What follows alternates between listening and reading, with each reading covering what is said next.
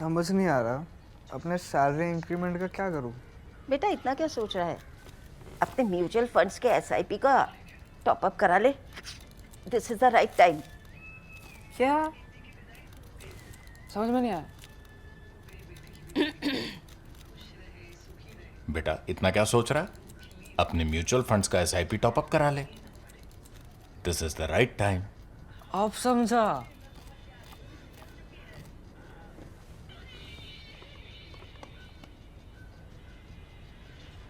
Mutual fund investments are subject to market risks. Read all scheme-related documents carefully. Everybody knows the results from Bihar. So here we go with our 10 quick takeaways from this Bihar election outcome. The first, however incredible this landslide might look, the ossified vote banks remain. As fights become more direct, either between two parties or two alliances, two coalitions, the gap between a rout and a landslide can be just a few percentage points in single digits.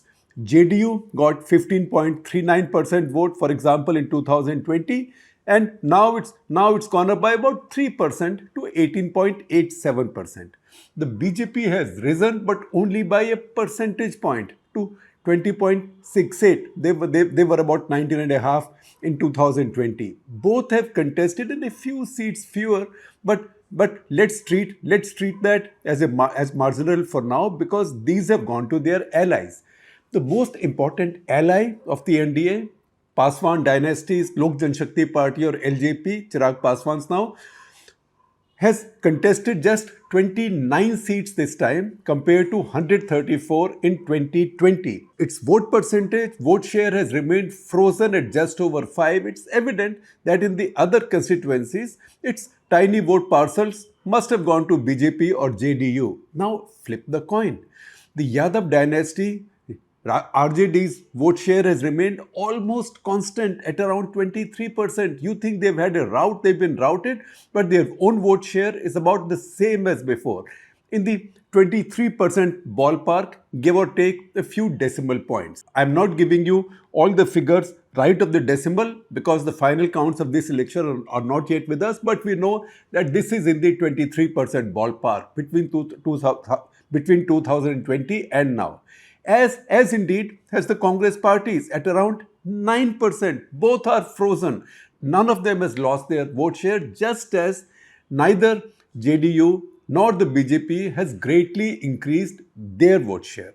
It is clear, therefore, that the two alliance partners have not lost any of their committed votes. It is just that the NDA has built a better alliance, a better combination with Paswan's LJP and Jitaram Majhi's Hindustan Awam Morcha HAM to bring in that additional 5 to 8% kicker over frozen BJP JDU votes. So BJP JDU have their frozen votes, wo kahin nahi ja rahe, they are not going anywhere, and they've got this kicker of 5 to 8% from LJP and HAM. And remember, these two represents important Dalit groups. So this is a big breach in the Dalit vote bank, which in the past might have predominantly gone with Lalu Yadav's party or now Tejashwi Yadav's party. That kicker is the difference between a rout and a landslide. This is the central message of this election. The rival cannot take away your committed voters, nor can you take your rival's committed voters. You have to stitch alliances to bring in the others. Second point, transactional appeals work if enough voters find them credible. The rupees 10,000 given to 1.4 crore women, remember it's a population of about 14 crores, so about 7 crore women of all age groups, 1.4 crore adult women on the eve of the election campaign and during the campaign have been given 10,000 rupees each, and the promise of another 2 lakhs. This was a lot. This was a lot in a state with a per capita income of 69,000 rupees per year. It's a lot. Plus, the voters had evidence that this was for real because the money was in your bank. In a transactional competition, one who has the power and the checkbook will always have an advantage because they are giving you the money, the other guys are only promising it. and also because these guys have the power in Delhi, they can sign more checks for you more credibly. The third point following this is that oldest truism in marketing, that nothing fails more shatteringly than an obvious lie or impossibility. This was Tejashwi Yadav's promise of a state government job to one member from each of the state's 2.76 crores families. Nobody took it seriously. This only drew derision, people laughed, and even some contempt in a state with barely 20 lakh government employees. Was he now going to produce another 2.76 crore government jobs? Is this guy even serious, huh? That's how people were reacting. Or does he think we are stupid? Fourth point, the marginalization of Muslim vote is stunning. Asaduddin Owaisi's relative success actually shows that the Muslims are also getting tired and also getting a buyer's remorse over their unwavering commitment to secular forces. If they are not going to win or build any leaders from amongst us, why not vote for a party of our own? That seems to be the new thinking among the Muslim voters now. Why should we just gift away our votes to parties that call themselves secular when they do nothing for us? The secular parties, especially the Congress, have had this dilemma. I want the Muslim to vote for me because they must be afraid of the BJP. But can I afford to be seen close to the Muslims?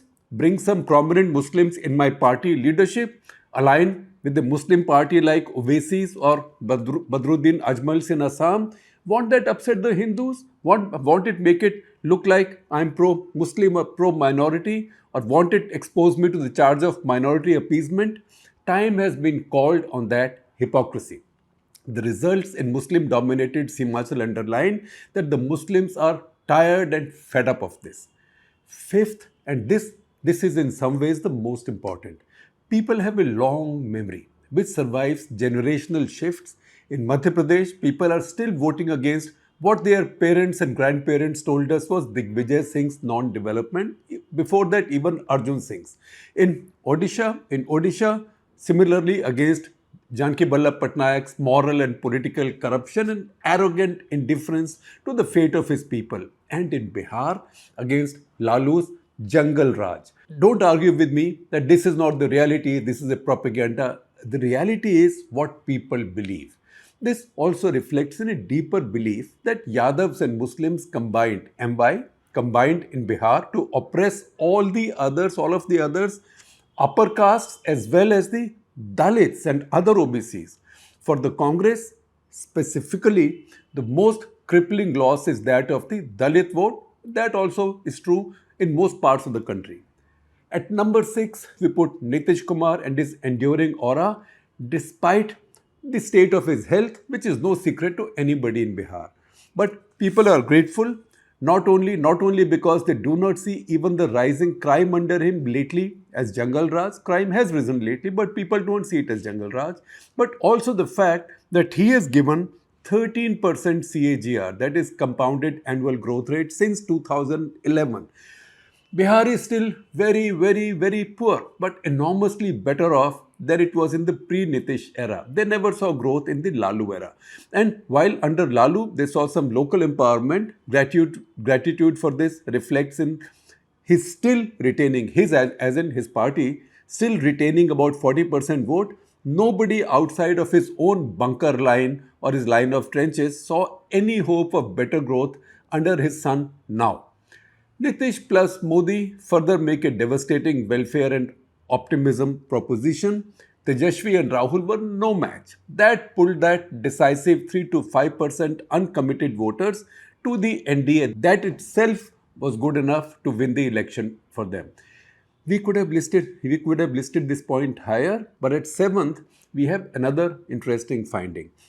Barring the early talk of Ghuspetia or Muslim infiltrators, this was a remarkably non-communal campaign. You can give it to Nitish's moral authority and indispensability if you prefer. The good fact that it shows you can sweep a big Hindi state without Hindu-Muslim polarization. It is different in that sense from the campaigns of 2014 Lok Sabha and 2015 by the BJP. 8th, we should take note of the new challenge for the underdog now. in any campaign. You cannot win without imagination. The same old, as in caste justice, minority welfare, or allegations of vote chori, Ambani, Adani linkages, etc. do not cut. Looking back on this campaign, Tejashwi, the leader of the opposition challenge, did not even join these campaigns with Rahul Gandhi. This was a vital disconnect between RJD and the Congress party. How do you explain the Prashant Kishore disaster? He even had new ideas. Our ninth point, therefore, is that even if you have new ideas, it takes time, especially when you are fighting vote banks ossified across generations. Even Aam Aadmi Party in Delhi, despite a quiver full of new ideas and a deeply unpopular Congress incumbent, did not get a majority the first time in 2013 or in Punjab 2017 when the Akalis were so unpopular, but it is the Congress that benefited. Prashant Kishore, PK, had probably seen it when he started talking of arsh par ya farsh par. I'd either be flying high or lying flat on the ground. Politics is a patient game and a school of hard knocks. And finally, the 10th and the last looks at Bihar's future. This election marks the end of Lalu as a political force. Nitish is a matter of time, maybe a year or maximum two. Leadership positions are now opening up in Bihar. The party that will be looking at it most hungrily and with the eye of a hawk is the BJP. They can now look at a post-Nitish future in Bihar where they will become the dominant force, probably the only force on one side with RJD on the other, if only they could find some serious local talent and leadership.